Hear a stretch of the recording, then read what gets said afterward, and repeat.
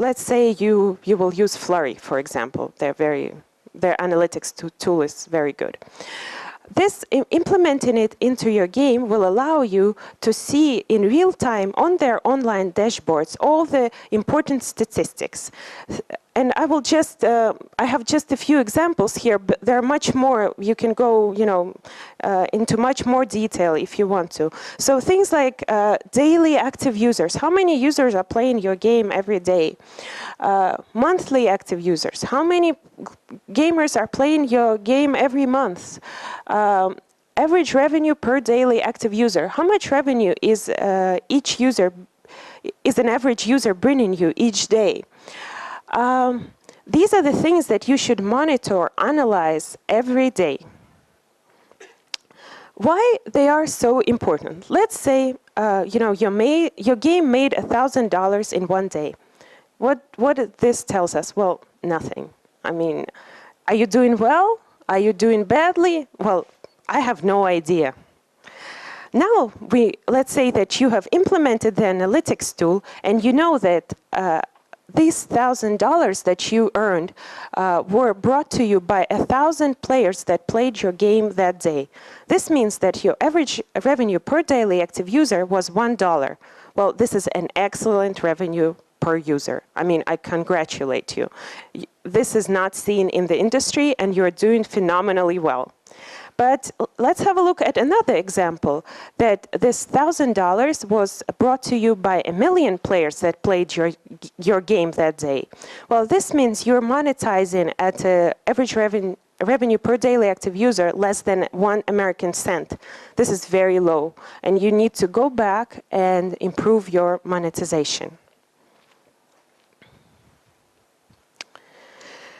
Well, some other interesting parameters are, for example, daily active users to monthly active users. What this tells you, the relationship between these two will tell you how well you are retaining users. How many users that played your game on day 1 are likely to return to your game on day 2, day 3, etc. For example, the relationship between daily active users to sessions will allow you to see how well you are engaging users. If the user is playing on average your game once a day, well, you're not engaging that well. But if the average user is playing you 4 times a day, well, your engagement is working really well. But all these statistics are used for one important thing. You will need to understand, and once you implement that tool, you will be able to calculate it, the lifetime user value. How much revenue one user is bringing you overall in all the days that he's playing your game. And you need to understand it because in order to promote your game, you will be buying traffic. You will be buying new users. So let's say the lifetime user value is 20 cents. Yes? And you're buying new users at a rate of $1. Well, this means you're losing money. You need to go back and have a look how to improve your monetization. Because you need to monetize in such a way that you can meaningfully buy new users.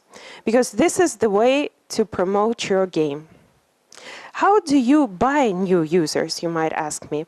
Well, there are ad networks out there, a lot of them. The most common way to do this is to place a banner for your game in other people's games or apps.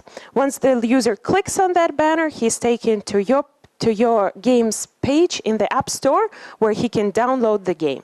So this is the most common way to attract new users.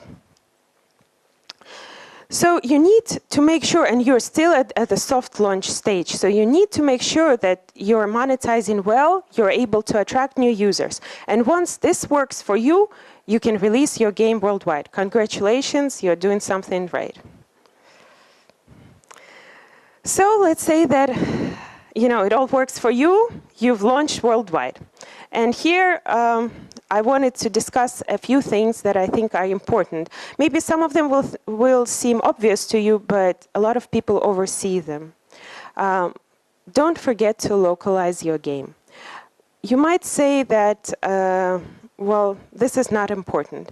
But if you travel and go to places like South America or Japan or Russia. Move away from the tourist hotspots. You will soon realize that, well, nobody speaks English. And those users in those countries, large territories, are used to having all the content in the local language. So in South America, they're used that their movies are in Spanish, their mobile phones are localized to Spanish. So all the entertainment comes to them fully localized. If they download your game and it's in English, they will not play it. As an example, we had an office in Argentina, and our cleaning lady, she has an Android smartphone. She plays our games. She has a Facebook page. But this lady has a couple of years of education. I mean, like, she's of course Spanish speaking, but she can barely write and read in Spanish. So if your game comes in English, there's no chance she'll play it. And you need to make sure that you reach as wide audience as possible, that your game is accessible to all the users or as many users as possible out there. For example, our game 101 in 1 these days comes localized to 14 languages. We even have Indonesian Bahasa included because it is a good market for us. So if your game is working, you're monetizing well, don't forget about other platforms. You might be tempted to just, do Apple App Store and Google Play, but there are other platforms out there that are working really well. As a good example is Amazon's Kindle. Actually, Amazon Kindle has one of the highest revenues per user because almost all users have an Amazon account with credit card. So the users are used to pay. And the monetization there is really good. So I would advise you, if your game is doing well, release on Amazon Kindle. Also, Windows 8, Windows 8 Mobile are good platforms. And they're not as competitive as the Google Play or Apple App Store. There are less games out there, so it will be easier for you to make your game, successful and be seen.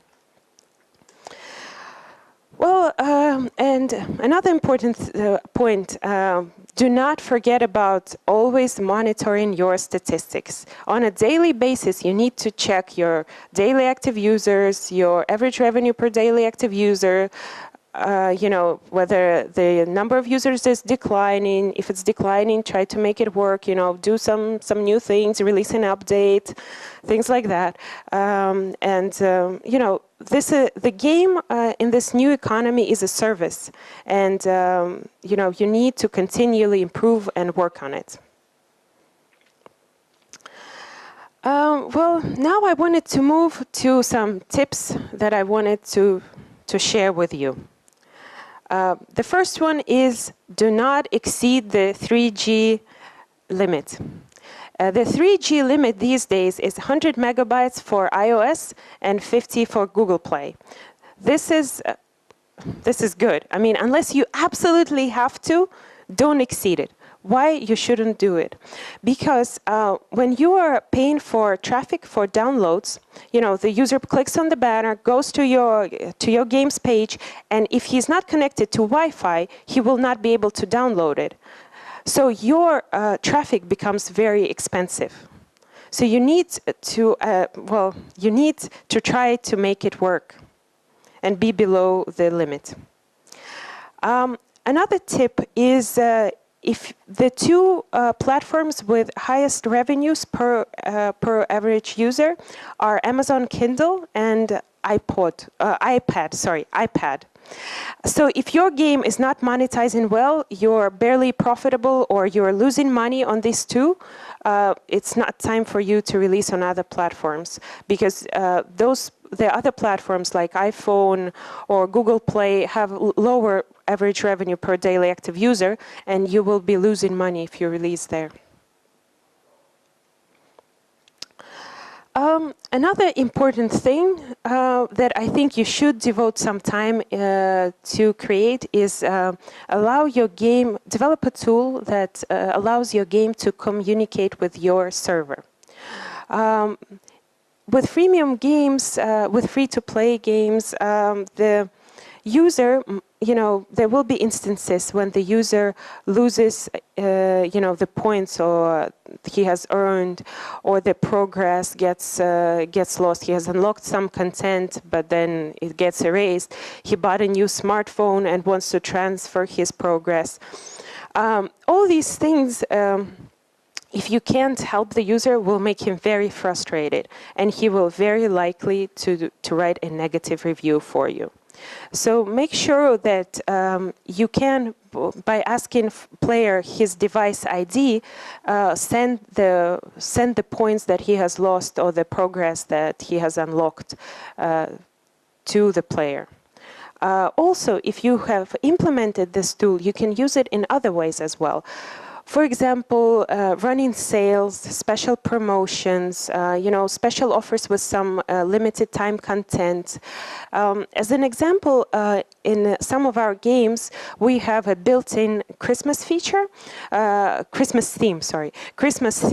So during Christmas time, on our server, we switch it on, and the games that have that feature become Christmas themed.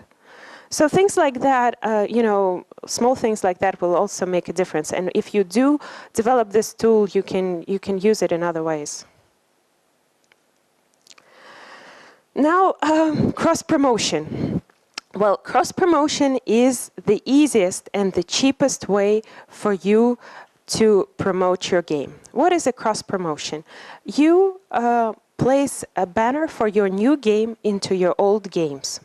Or if you don't have other games, you can place your banners into other people's games, and in return, you will place their banners in your games. This is traffic for free, users for free. So you should try, to use it as much as possible to create extra traffic. Well, this is one of the probably obvious ones, but I still want to mention it. This is, I'm using as an example our game, Jewels of the East India Company. On the right here, you can see this is the first icon for the game that we had in the App Store. Well, a ship. The game is a match 3 game. A ship doesn't tell you anything about the game. And the icon didn't work. We were not getting any users. So we decided, well, let's do a compass. Well, the compass didn't help either. So our next attempt was a jewel, which is a common icon for match 3 games. And voila, we were getting new users very well. This took us a few weeks. Even if it takes you a few months to get the right icon, I advise you to devote this time. All the money and time you can spend on this, it will be worth it. Because the icon is one thing that the user sees about your game.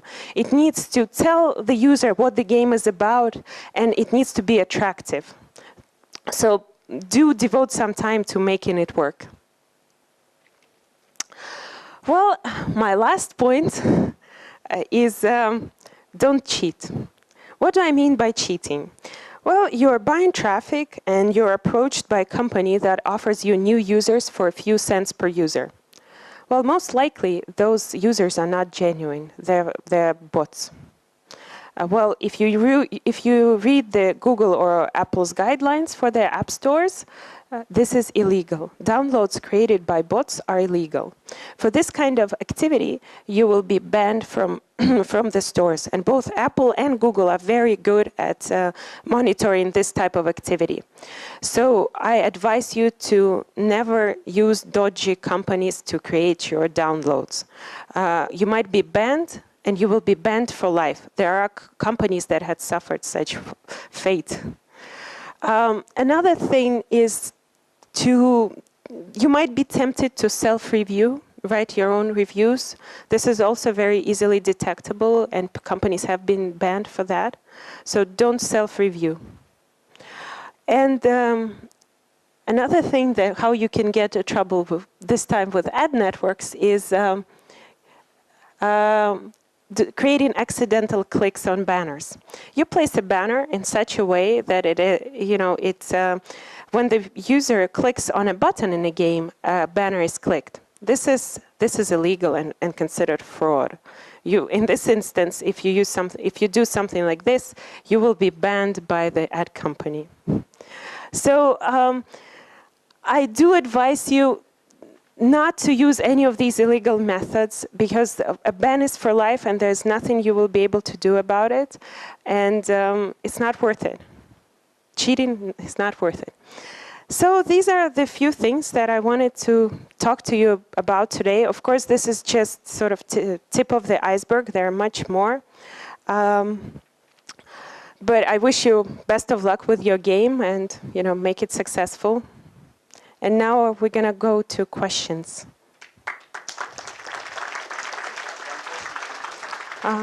Tiktai šitas vienas. Yeah?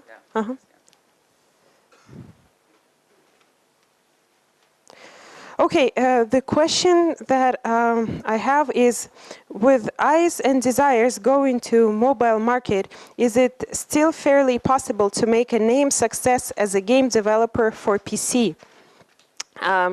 And this question is by Lukas Dapkos. I think yes. Why not?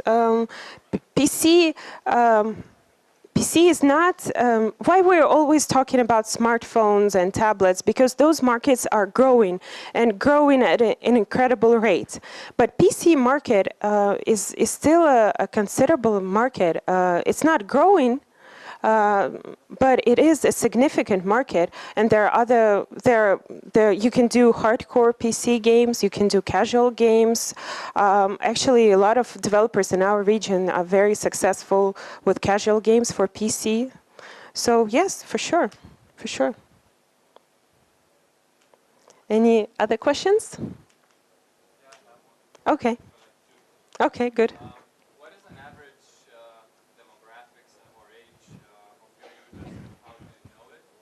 The other one is, do you know anything about monetization differences between the kids audience and their, let's say, teens, like consumables versus non-consumables? Okay, so the first one was age demographic, right? Yeah. Okay, how can you determine the age demographic and sort of the sex of your players, the age of your players? When I talked about the analytics tool, most of these come also with a feature where you can monitor, how old are your players, the segments. They will show you the segments of your users, like geographically, where they come from, what their age is, what their sex is. There's quite a lot of parameters that so once you implement a tool like Flurry, you can go as deep as you can with that. And your second question was about Okay, yeah. Well, differences in monetization. Our games are mostly casual, so we have a lot of users, but they're not necessarily bringing a lot of revenue per user. But there are other types of games, let's say hardcore games, yes, where the amount of users is less, but the revenue per each user is much higher. So depending on what type of game you have, you will have to have a different approach to, how to make it work for you. For example, if you're having if your game is a hardcore game, then a lot of developers use analytics tool to actually monitor all the paying customers. They break them into several. They break even the paying customers into several segments, with the ones that are very lucrative and are spending, I don't know, $100 in their game, and ones that are spending less. They track those users. Then you can also, with ad networks these days, actually one of the new things that you can do is do user re-engagement. Let's say that a user has been, and with ad network you can, advanced analytic tools, you can track the users that have been paying you can, and maybe they have stopped playing your game, so you can actually run a campaign to re-engage those users. So the users that have been sort of very good for you, beneficial, but have stopped your game, you can run a campaign for them as well. So there are a lot of things that you can do. And like, do you have your company? Have you tried doing? I mean, like, do you have a kids segment where you use non-consumables like one time consumable, or not? Or is it all in purchases and consumables? Yeah, well, we actually have both. I wouldn't say our audience is not kids. Our own audience is. Well, geographically, we have 50% coming from US, and then a large chunk from major European markets. Southeast Asia is big for us, and Russia, even in that order. We have, in terms of whether to use consumables or non-consumables, I don't think it's more important what type of game you have. I mean, we have a free-to-play game like 101 and 1, where players buy points, and it works.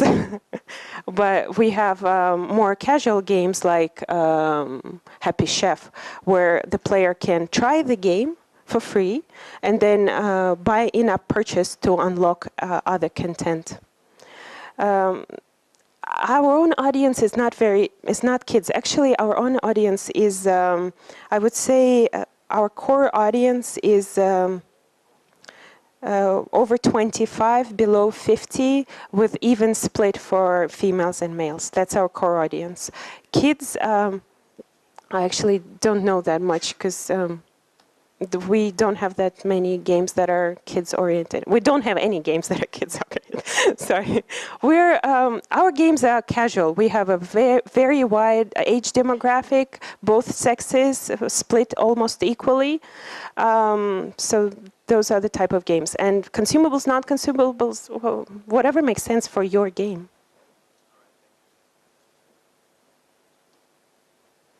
Any other questions?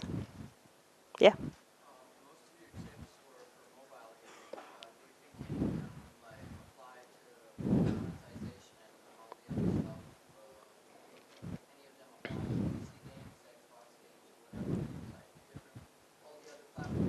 Okay. Well, the localization does apply to all games for sure, unless maybe if you're doing a super hardcore game, maybe in that case, you might limit if you have a lot of text.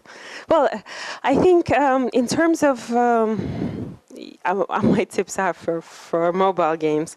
So, but I would advise you to localize anyway to EFIX, English, French, Spanish, German.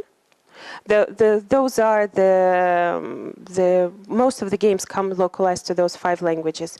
If you're successful in some other market, let's say Russia, include Russian. If you're successful in Japan, include Japanese. In terms of monetization and promoting your game, well, on PC, the ad networks and those mechanisms don't work. You're probably not displaying any banners. So this type of mechanism won't work. I think in a core market, let's say PC and consoles, more important is marketing. So working with press, working with your audience, trying to build interest in your game while you're still developing it. Maybe some sort of a community of gamers that's looking for your game's release. What else can you do? Work with press, send demos and try to get your games covered in the press as much as possible. But overall, I think if you're aiming for consoles or PC in the core, hardcore market, I would advise you to work with a publisher. I mean, for sure. Because, they have much more experience and will be able to successfully, bring the game to the audience. Did I answered your question, I hope. Okay. Any other questions? Yeah.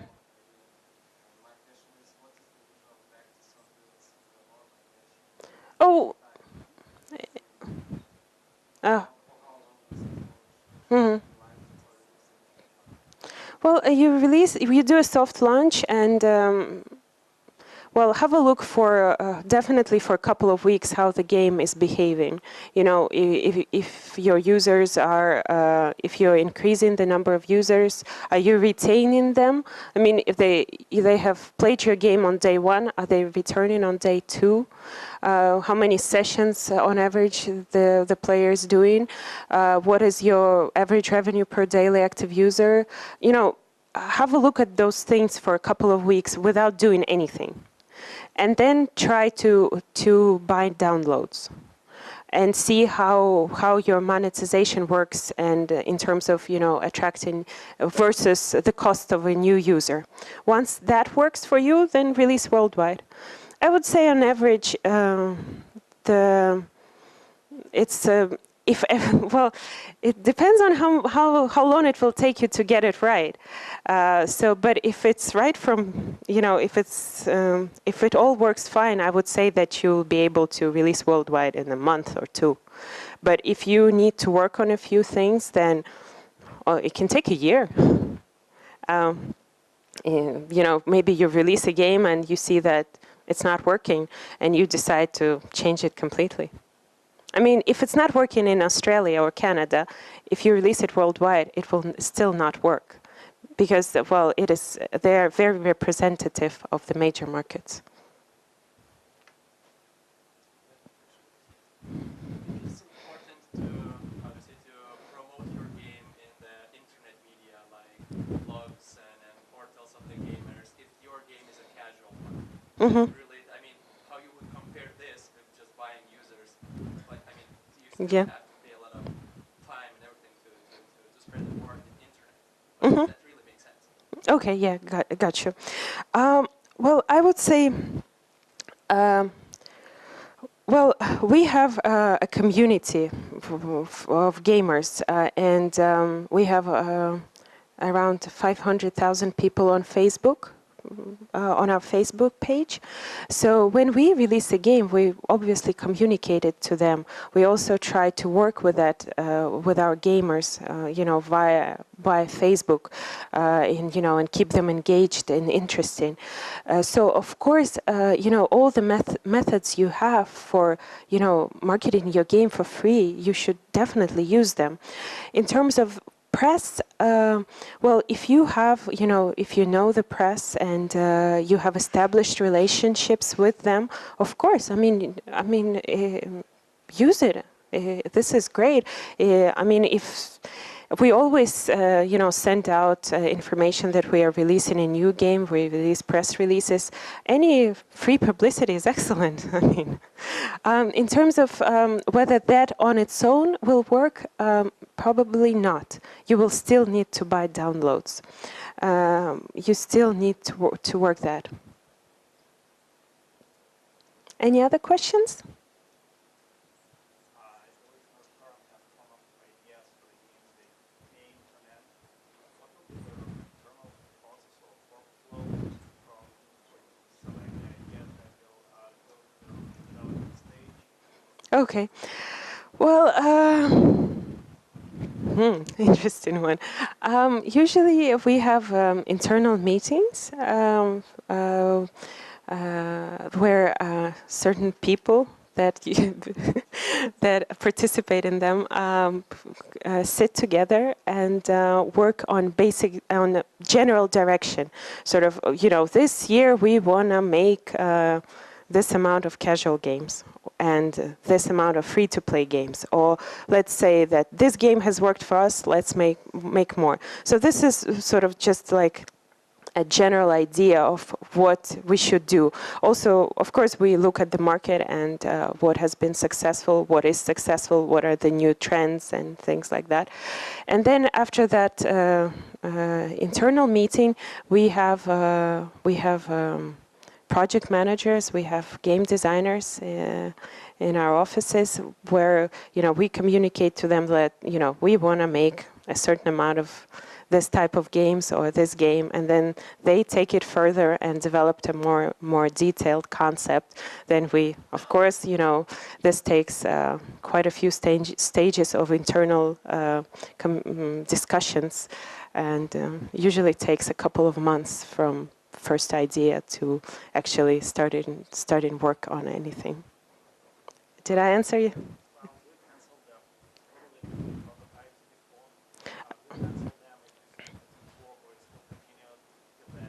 Yes, we do cancel games internally. Yes, for sure.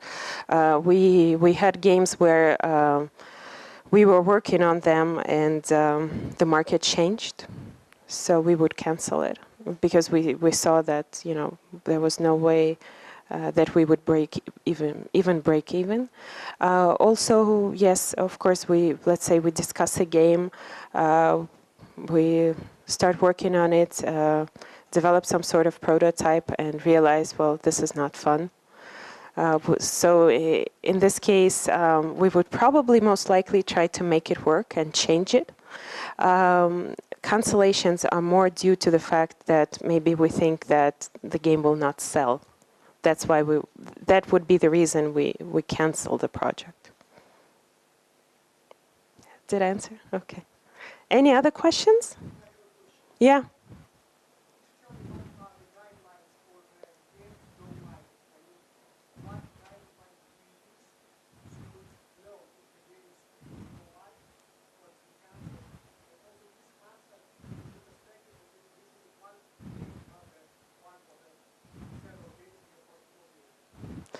You mean live, even not launching it anywhere at all?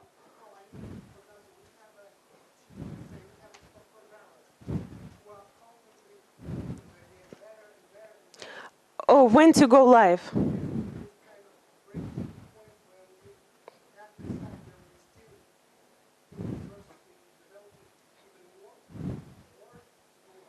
Okay, yeah, I understand.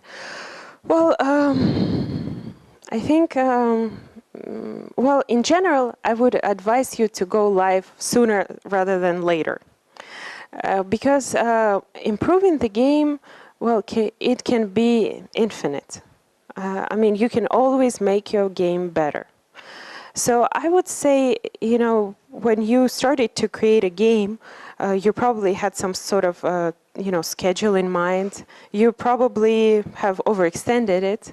But then comes a point where you think, you should make, move towards making it live. Put some sort of concrete dates in front of you and try. And if you're over that time frame, remove some features, but do go live, I would say. Go live, as I said, soft launch, and see how the audience response is. You will still be able to fix things or, decide not to release worldwide or improve, but at least you will have the audience's feedback.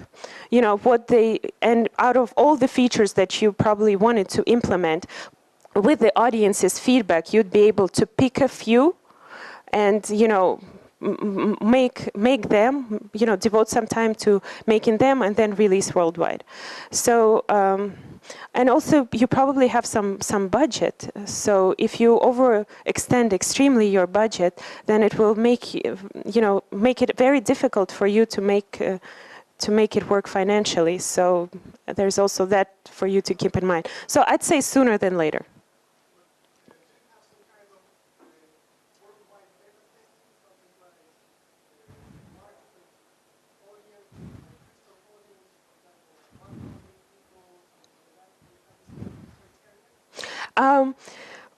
For our smartphone and tablet games, we don't do something like that. But for our PC games, because our casual games, we also release them on PC. We do carry those type of tests sometimes. And yes, there is together with the platform that we are releasing it on. So there is. a beta test that is carried out, but this is not with a finished game. But it's there has to be a fully playable final one location. The beta testers play the game and they answer very detailed surveys about what they like, what they didn't like, user interfaces, engagement, very detailed. We then have a look at those questionnaires and decide what are the critical points, improve them, deliver the master, and release the game. So what I wanted to say that this is probably more, beta testing is more common in the PC market rather than mobile. Did I answer your question? Sure. Yeah.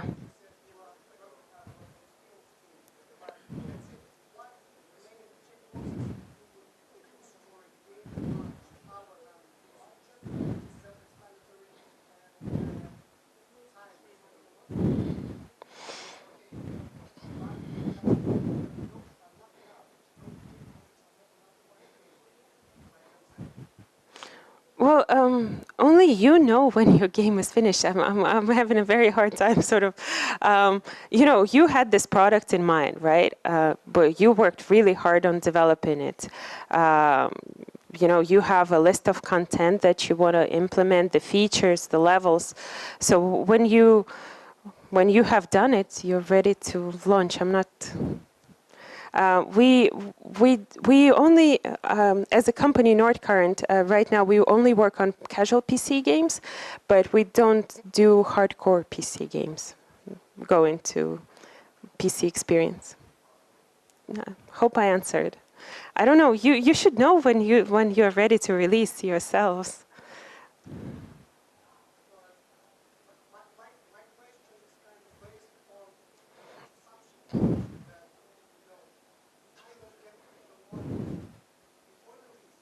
Oh, yes. Yeah, oh, you're talking more about marketing. Gotcha, I understand. Well, I understand. Well, I think PC market these days is very hardcore. I would, unless you're very experienced with marketing and selling PC games, it would be very hard to launch a successful game, because, well, yes, you do need to build enough interest before launching the game that once you launch, you have that critical amount of audience playing your game.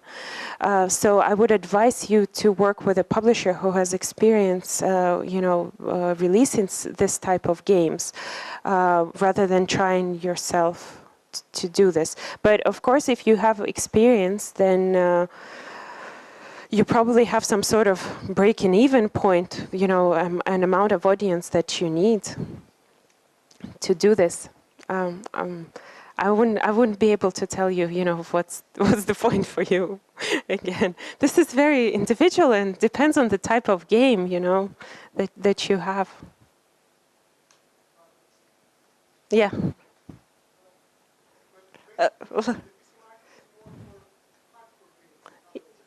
Well, okay. We have, of course, PCs is mainly known for hardcore PC market, but there is also a very large PC casual market. That is, as I said, there are a lot of developers in Eastern Europe making games for that. Yeah, and I was told one more question, so I'll take your question. Nordcurrent work as some kind of publisher. For example, we have 101 game app. For example, do 1+1 game. Okay, got you. Well, we do work as a publisher. 101 is a game that we developed internally, so we don't take games into it as is, but we do publish other developers' games. We also work with a lot of developers outside of Lithuania who work games for us. So if you wanna, if you have an idea of a game and you're developing a game and you're looking for a publisher, you can always approach us. Or if you're making games and would like to develop a game, you can always approach us in terms of we can try to make our game with you. So work with you as a developer for hire. So both approaches, yeah. Well, you can come to me later and I'll answer you, okay? Well, thank you very much.